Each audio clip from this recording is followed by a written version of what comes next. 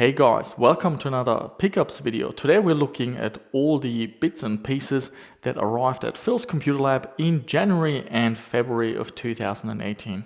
So let's start with this device over here.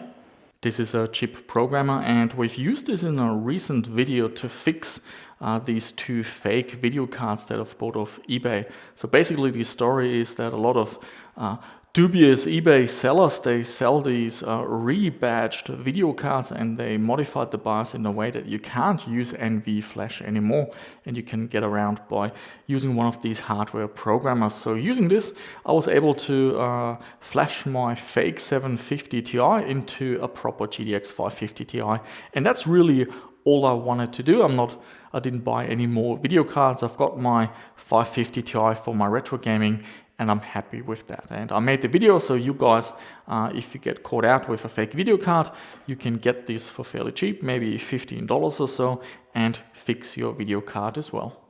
Next up, we've got a graphics card. So this video card is actually not a fake one, so it's quite odd having to actually pay for a video card for a change.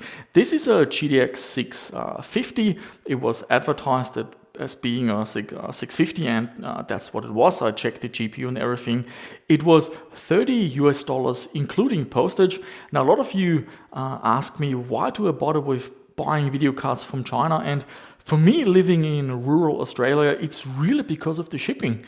If I buy a video card locally on eBay Australia, the shipping alone is like 20-25 Australian dollars. So if I can get a video card for $30 including postage, that is very cheap. Now I got a slightly better price because the eBay pictures, they showed a very clean video card, and when this card arrived, it was absolutely filthy. So this has been washed and cleaned and taken apart, and I put in a few photos, and in the end I got $10 off. So in the end I paid $20 including postage for a GTX 650. It works fine, so I'm pretty happy. And next up we've got a USB hub.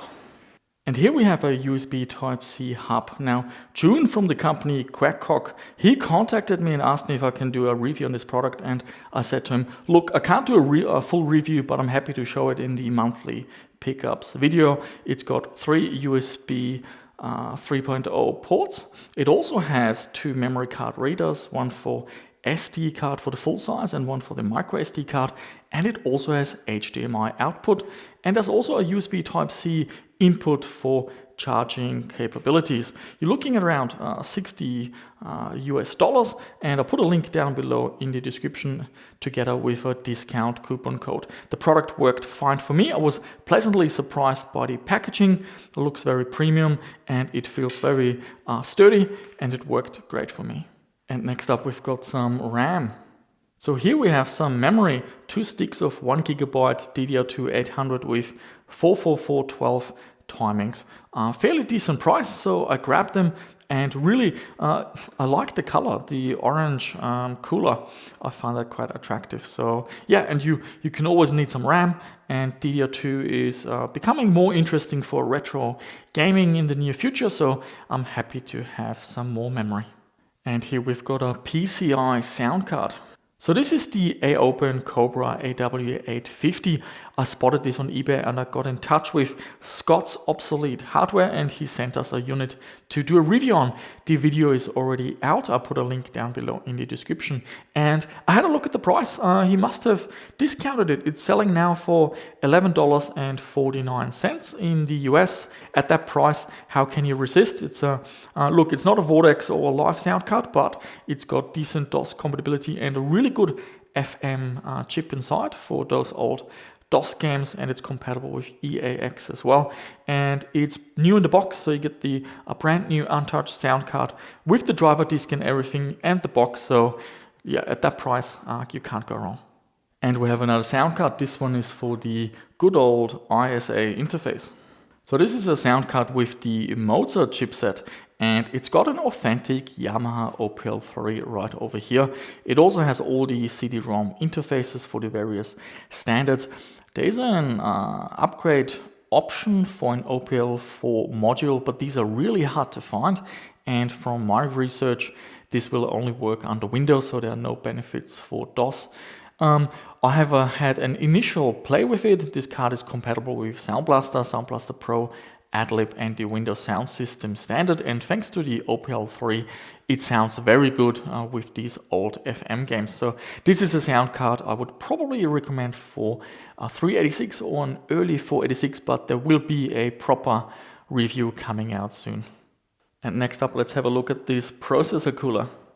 So big thank you to Maria from Arctic. She sent us this processor cooler. It is the Freezer 33 eSports one. Now I've been using Arctic products since the Athlon XP days and the VGA silencer, so this is really awesome.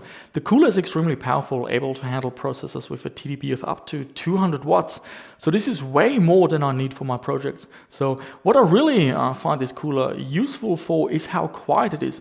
The fan is controlled by PWM and can go as slow as 200 RPM, making it basically silent.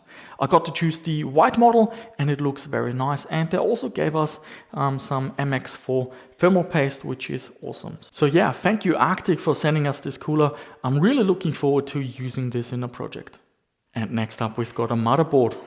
So this motherboard is from ASRock. It's the K7 S41GX for the Socket A with an SIS chipset. And yeah, the reason I got this, I don't have a lot of Socket A motherboards, the early models, and I didn't have anything with SIS. And looking at reviews, some of these SIS chipset boards are actually pretty decent, and I always had good experiences with ASRock.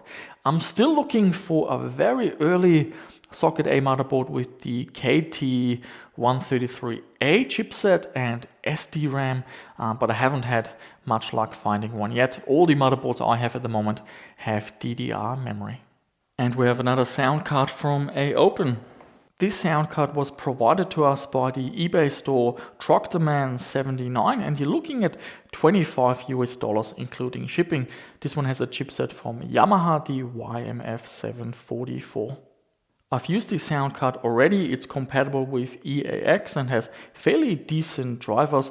The highlight is really the Yamaha OPL3 that's integrated, and it also has an XG synthesizer for MIDI music. A couple of games like Final Fantasy VII have native support for this technology.